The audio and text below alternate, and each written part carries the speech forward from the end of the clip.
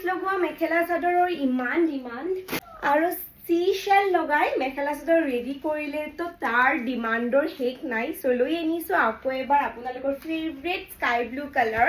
যোৱাবাৰ চিশেল লগাই আমি ৰেডি কৰিছিলোঁ স্কাই ব্লু কালাৰ এটাত, আৰু সেইযোৰ কাপোৰ এনেকুৱা ভাইৰেল হৈছিলে আজিলৈকে আমাৰ কুৱেৰিজ আহিয়ে থাকে। চ' এটা খুব ধুনীয়া স্কাই ব্লু কালাৰত ৰাণী পিংক কালাৰ আৰু হোৱাইট কালাৰ দি মিনাবোৰ আছে, গল্ডেন গুণাৰে কাম আছে, আৰু ইয়াতে আমি দি দিছোঁ চিশেল লেচ।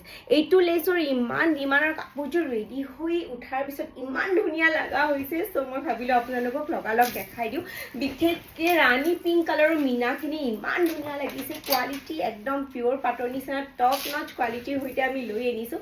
চব কেনেকুৱা গৰ্জিয়াছ লাগিছে এইযোৰ কাপোৰ, আৰু ইয়াখন চাব পুৰা ৰেডি কৰা আছে আৰু ওপৰলৈকে কাম কৰা আছে, আৰু এয়া হ'ব ব্লাউজ পিচ। মই আঁচলটো আকৌ এবাৰ আপোনালোকক দেখাই দিওঁ, খুব ধুনীয়া হ'ব। নেক্সট কাপোৰযোৰ আমি বেবী পিংক কালাৰত লৈ আনিছোঁ, ইয়াত ক্ৰিষ্টেল লেচ লগাই ৰেডি কৰিছোঁ। কাপোৰযোৰ খুব ধুনীয়া লগা হৈছে, baby pink colour, powder pink type হয় কালাৰটো, আৰু তাত থাকিব আপোনালোকৰ হেভলি গল্ডেন গুণাৰে কাম কৰা।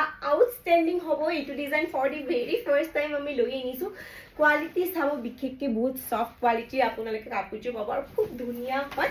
মই লেচখিনি আপোনালোকক ওচৰৰ পৰা আকৌ এবাৰ দেখাই দিছোঁ, চাওক কিমান ধুনীয়া হয় লেচখিনি, আৰু কাপোৰযোৰ পূৰা বডি হাগিং হ'ব, পিন্ধি আপোনালোকে বহুত কমফৰ্টেবল পাব। চাওক কাপোৰযোৰৰ শ্বাইনটো কেনেকুৱা গৰ্জিয়াছ লাগিছে। এইটো ৱেডিং ছিজনত যে এইযোৰ কাপোৰ আপোনালোকে ডেফিনেটলি মিছ নকৰিব।